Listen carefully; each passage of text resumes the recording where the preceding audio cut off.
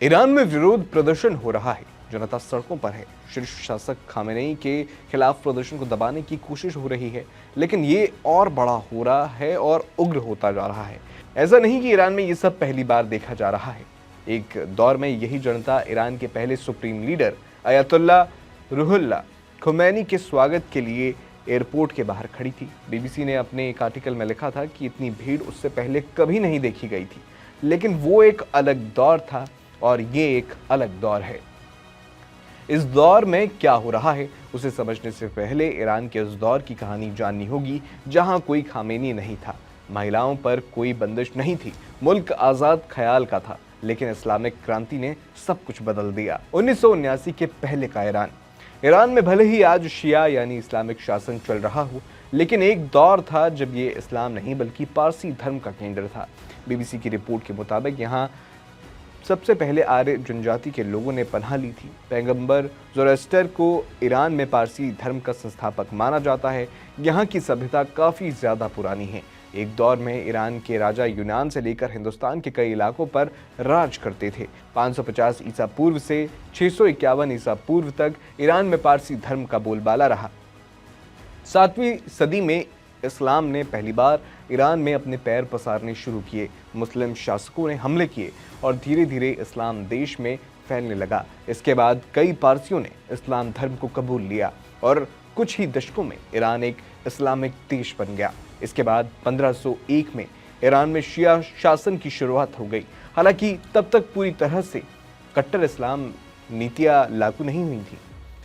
आज जब ईरान का नाम आता है तो ज़्यादातर लोगों के जहन में सख्त इस्लामिक कानून, हिजाब की अनिवार्यता और पश्चिम से टकराव की तस्वीर उभरती है। लेकिन बहुत कम लोग जानते हैं कि साल 1979 की इस्लामिक क्रांति से पहले ईरान एक बिल्कुल अलग देश था। खुला, आधुनिक और पश्चिमी रंग में रंगा हुआ वो ईरान, जहां तेहरान की सड़कें फैशन, संगीत और आज़ादी की मिसाल हुआ करती थी। 1979 से पहले ईरान पर शाह मोहम्मद रज़ा पहलवी का शासन था। ये एक राजशाही व्यवस्था थी जिसमें शाह को देश का सर्वोच्च शासक माना जाता था। शाह खुद को ईरान को आधुनिक राष्ट्र बनाने वाला नेता मानते थे। उनका सपना था कि ईरान पश्चिमी देशों की तरह तरक्की करे। आधुनिक शिक्षा, मजबूत अर्थव्यवस्था और वैज्ञानिक विकास के साथ शाह के दौर में ईरान अमेरिका और यूरोप, खासकर ब्रिटेन का करीबी सहयोगी था। अमेरिका ईरान को मध्य पूर्व में अपना अहम रणनीतिक साझेदार मानता था। बदले में ईरान को आधुनिक हथियार, तकनीक और निवेश मिलता था। तेल की कमाई से ईरान तेजी से अमीर हो रहा था और बड़े देशों में इसका असर साफ दिखता था। तेहरान, शिराज और इस्फहान जैसे शहरों में नाइट क्लब, सिनेमाघर, कैफे और 5 स्टार होटल आम बात थे। विदेशी पर्यटक बड़ी संख्या में ईरान आते थे। कहा जाता था कि उस दौर का तेहरान मध्य पूर्व का पेरिस था।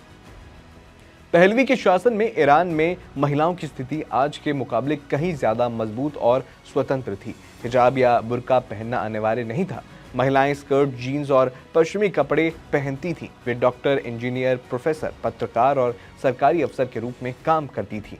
1963 में महिलाओं को वोट देने का अधिकार मिल चुका था। ईरान समाज का एक बड़ा हिस्सा खुद को धार्मिक से ज्यादा आधुनिक और राष्ट्रवादी मानने लगा था।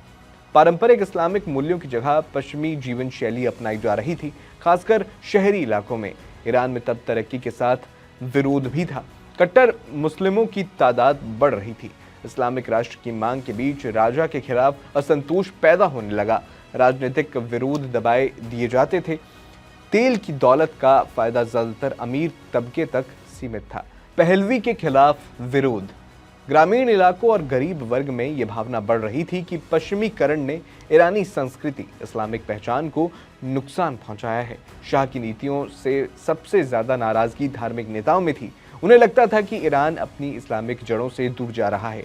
इन्हीं हालातों में एक नाम उभर कर सामने आया, अयतुल्ला खुमैनी का। खुमैनी ने शाह के खिलाफ आवाज बुलंद की और इस्लामिक मूल्यों पर आधारित शासन की बात कही। धीरे धीरे वे जनता के एक बड़े हिस्से, खासकर गरीब और धार्मिक तबके के नेता बन गए। ईरान के शाह मोहम्मद रज़ा पहलवी को पद से हटाकर अयतुल्ला खुमैनी के अधीन एक लोकप्रिय धार्मिक गणतंत्र की स्थापना हुई।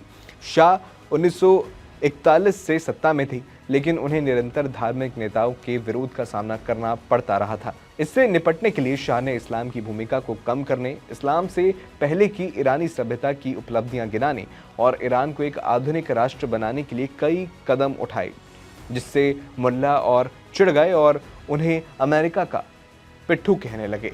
आयतुल्लाह खुमैनी और इस्लामिक क्रांति। आयतुल्लाह खुमैनी भी शाह के सुधारों के खिलाफ थे। उन्हें गिरफ्तार करके देश से निकाल दिया गया। इस बीच असंतोष बढ़ा और साथ ही शासन का दमन चक्र भी। लेकिन जब सरकारी प्रेस में आयतुल्लाह के खिलाफ आपत्तिजनक कहानी छपी तो लोग भड़क गए। दिसंबर 1978 में कोई 20 लाख लोग शाह के खिलाफ प्रदर्शन करने शाहयाद चौक में जमा हुए, लेकिन उस बार सेना ने उन पर कार्रवाई करने से इनकार कर दिया। फिर प्रधानमंत्री डॉक्टर शापोर बख्तियार की मांग पर 16 जनवरी 1979 को शाह और उनकी पत्नी ईरान छोड़कर चले गए। प्रधानमंत्री ने सभी राजनीतिक बंदियों को रिहा कर दिया और खुमैनी को ईरान आने दिया। प्रधानमंत्री चुनाव कराना चाहते थे, लेकिन खुमैनी ने उनकी एक न चलने दी और खुद ही एक अंतरिम सरकार का गठन कर लिया। कौन थे Ayatollah Khomeini? Ayatollah Khomeini Iran के धार्मिक और राजनीतिक नेता थे, जिन्होंने साल 1979 में ईरान को दुनिया का पहला इस्लामी गणतंत्र बनाया था। उनका असल नाम रुहुल्लाह खुमैनी था।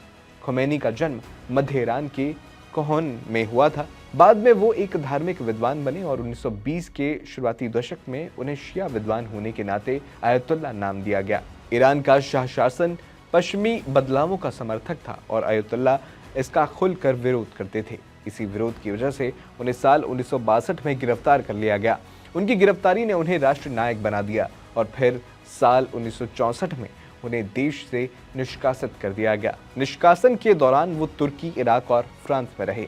यहाँ से वो अपने समर्थकों से शाह को सत्ता से उखाड़ फेंकने का आग्रह करते रहे।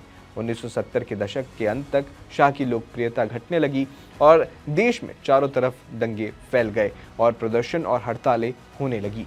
जनवरी 1979 को शाह की सरकार का पतन हो गया और वो अपने परिवार के साथ देश छोड़कर भाग गए।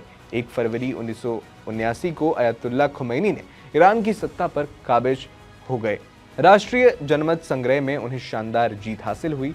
वो ईरान के राजनीतिक और धार्मिक नेता चुने गए। पूरे देश में इस्लामिक कानून लागू कर दिया गया। सुप्रीम लीडर के खिलाफ लोगों में असंतोष की शुरुआत।